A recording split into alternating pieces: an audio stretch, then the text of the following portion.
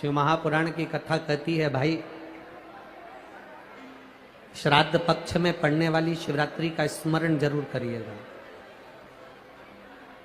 किसी नारी को अगर 32 साल भी शादी को हो गए हों और संतान नहीं हो रही है, 30-35 साल हो गए, 32 साल हो गए, 28 साल हो गए, 15 साल हो गए, 20 साल हो गए और संतान का सुख नहीं है, तो श्राद्ध पक्ष की शिवरात्रि की बड़ी महत्वता है। आप लोग भी निवेदन है, प्रयास करना, पहले देख लेना, शायद हमारे हिसाब से तो 13 अक्टूबर को शिवरात्रि होना चाहिए। और भी आपके यहाँ के विद्वत जन पंडित जन से पूछ लेना, नहीं तो पंचांग में या कैलेंडर में देख लेना कि अक्टूबर की श्राद्ध पक्ष की शिवरात्रि कब की है।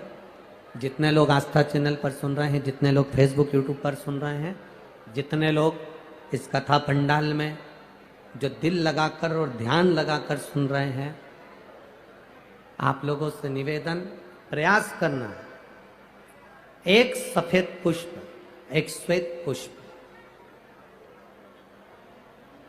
बाबा देवादिदेव महादेव को 13 अक्टूबर को अगर शिवरात्रि है तो श्राद्ध पक्ष की शिवरात्रि के दिन बाबा देवादिदेव महादेव को एक सफेद पुष्प समर्पित कर देने पर अपने मन की कामना कर कर बाबा देवादिदेव महादेव 3 महीने वो कामना पूर्ण करता है।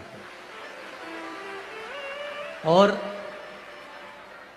जिसके यहाँ पर विद्वत जन ब्राह्मण जन ने कहा हो कि पितृदोष ज्यादा है या घर में शुभ कार्य नहीं हो रहा या तकलीफें ज्यादा हो रही हैं, कोई बड़ी बीमारी ने अगर घेर लिया है, कोई बड़ी तकलीफ सामने आ गई हो, तो उनको भी निवेदन करूंगा कि प्रयास करना कि एक सफेद पुष्प अपने हाथ से बाबा देवादिदेव महादेव को समर्पित करना।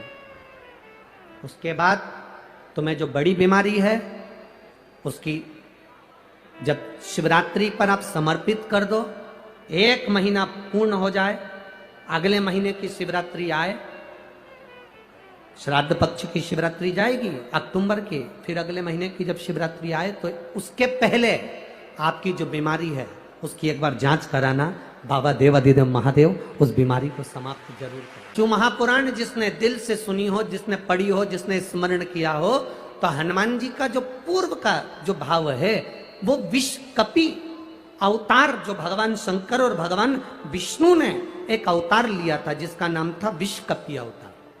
कौन सा अवतार है? विषकपि अवतार, जिसको लोग वृषकपि अवतार भी कहते हैं। कोई उसको विषकपि कहता है, कोई उसको वृषकपि अवतार कहता है। जब भगवान शिव जी ने और भगवान नारायण ने दोनों ने मिलकर इस सुंदर रूप को धारण करा था, कपि का मुख धारण करा था और एक असुर का संहार किया, उस वृषकपि अवतार का रूप श्री हनुमंत लाल जी को त्रेता में प्रदान किया है। श्राद्ध पक्ष में वृषकपि अवतार का महत्व क्या है? विषकपि अवतार की महत्वता क्या है?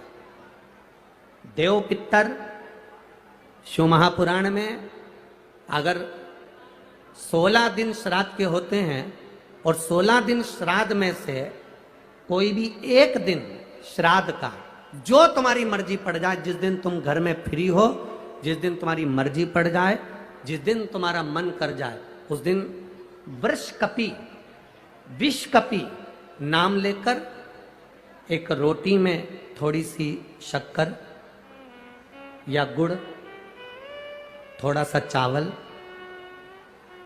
थोड़ा सा अगर चावल नहीं हो तो खीर बन जाए तो ज्यादा अच्छी है, और रोटी के अंदर रखकर वृषकपि या विषकपि भगवान शंकर का एक अवतार है नारायण के साथ में। भगवान शिव और भगवान शंकर का और नारायण का एक अवतार मिलकर हुआ था। भगवान शिव और नारायण का मिलन से 3 अवतार हुए थे, 3 अवतार हुए। एक हरिहर अवतार भी भगवान शंकर और नारायण के मिलन से हुआ, एक वृषकपि अवतार भी नारायण और शिव के मिलन से हुआ। तो जो वृषकपि अवतार है भगवान शंकर और एक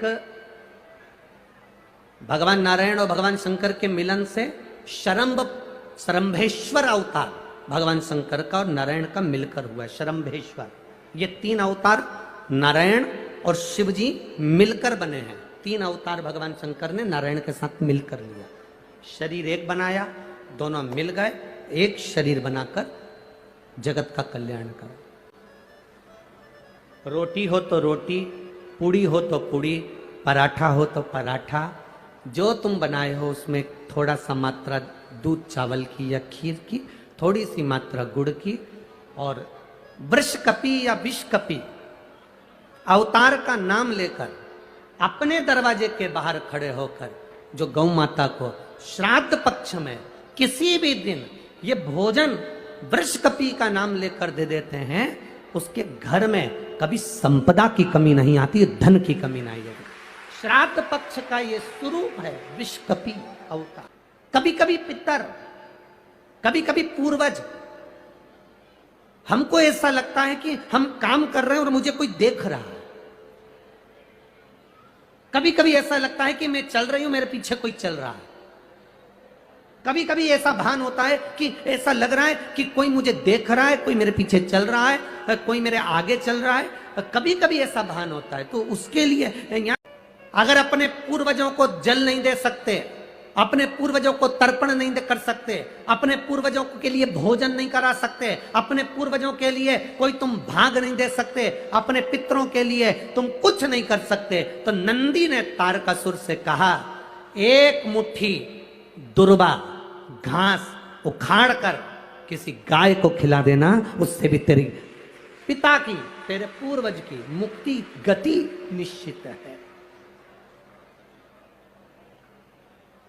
ये नंदी का ज्ञान है, ये नंदीश्वर का ज्ञान।